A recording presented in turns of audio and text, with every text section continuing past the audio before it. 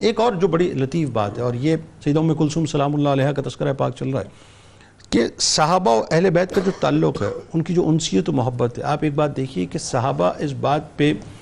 یعنی یوں سمجھ لیجئے کہ ان کو بڑا ایک وہ مان رہتا تھا کہ کسی طرح سے ہماری نسبت اہل بیت اطہار کے گھرانے سے جڑ جائے، ان کی غلامی کا شرف مل جائے، گو کہ ان میں ایسے بھی تھے جو عشرہ مبشرہ میں تھے اور ایسے بھی تھے جن کے لیے ظاہر جنت کی بشارتیں ہو گئی، لیکن اس کے باوجود وہ چاہتے تھے کہ اس در سے نسبت جو ہے وہ کسی طرح سے جڑ جائے تاکہ بروز محشر ہمارے کام آ جائے۔ بتائیے۔ بسم اللہ الرحمن الرحیم۔ بڑے لطیف نقطے کی طرف آپ نے اشارہ فرمایا کہ صحابہ و اہل بیت اطہار کی آپس میں رشتہ داریاں اور ان کے آپس میں محبت، یہ بڑا وسیع موضوع ہے، لیکن خاص طور پر حضرت ام کلثوم رضی اللہ تعالیٰ عنہ کے حوالے سے جو ایک نسبت اور ایک تعلق ہے، میں اس حوالے سے عرض کرتا ہوں۔ حضرت عمر فاروق اعظم رضی اللہ تعالیٰ عنہ کی اگر آپ مکمل جو آپ ام المؤمنین ہوئے، ان کے بعد سے لے کر جو آپ کی پوری تاریخ خلافت ہے، اس کو اگر آپ امیر المؤمنین بننے کے بعد سے جو آپ کا پورا دور مبارک ہے،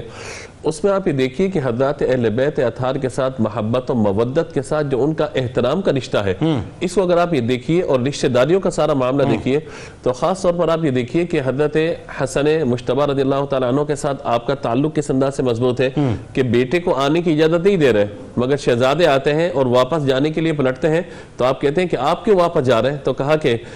جب بیٹے کو اجازت نہیں دی تو مجھے کہاں اجازت؟ تو آپ نے اپنا امامہ اتارا اور کہا کہ یہ ہمارے سر پہ داڑھی، ہمارے چہرے پہ بال، اور سر پہ ہمارے بال اور چہرے پہ داڑھی ہماری، یہ کس کی وجہ سے؟ عزتیں کس کی وجہ سے؟ تو یہ ساری چیزیں پھر اس کے بعد جو ہے وہ ایران کے بادشاہ کی بیٹی کی حضرت امام حسین رضی اللہ تعالیٰ سے نکاح فرمایا، یہ ساری کی ساری چیزیں شہر بانو سلام اللہ علیہ جن سے امام زین العابدین علیہ السلام، یہ سارا سلسلہ آگے دیکھتے جائیے، اور پھر آپ دیکھیے ائمہ اہل بیت کا سارا سلسلہ وہاں سے۔ اور اس میں لطیف ترین بات یہی ہے کہ آپ ایک بات پہ بڑا رشک فرمایا کرتے تھے۔ آپ نے حضرت ام کلثوم رضی اللہ تعالی عنہا کا رشتہ حضرت علی سے طلب کیا تھا، میں نکاح کرنا چاہتا ہوں۔ جب نکاح ہو گیا تھا تو لوگوں سے آپ نے کہا تھا کہ مجھے اس نکاح کی مبارکباد دو، انہوں نے کہا ایسی کیا وجہ ہے؟ کہا میں نے حضور کا یہ فرمان سنا تھا کہ سارے رشتے، سارے نسب قیامت میں منقطع ہو جائیں گے، مگر میرا رشتہ اور میرا نسب کبھی بھی منقطع نہیں ہوگا، کہ اس نسب کی وجہ سے میں نے ان سے نکاح کیا ہے۔ حضرت علامہ ابن حجر اسقلانی رحمۃ اللہ تعالی علیہ فرماتے ہیں کہ یہ وہ فخر کی بات تھی